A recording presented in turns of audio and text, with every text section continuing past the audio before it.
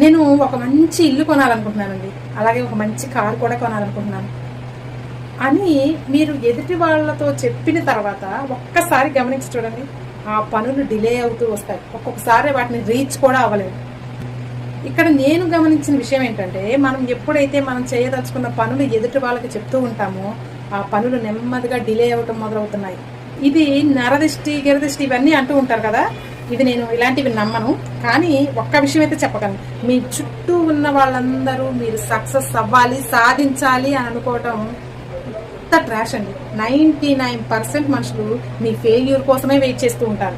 అందుకే చెప్తున్నాను, మీరేదన్నా సాధించాలి, మీది కొత్త పని చెయ్యాలి అనుకున్నప్పుడు అది సాధించే వరకు, ఆ పని కంప్లీట్ అయినంత వరకు ఎవరి దగ్గర రివీల్ చేయకండి, ఎవరితో పొక్కకండి. అప్పుడే మీరు సక్సెస్ సాధించగలుగుతారు. ఒక్కసారి రివీల్ చేశారంటే, సరే మీ భాషలోనే చెప్తున్నాను, నరదృష్టి తగులుతుంది.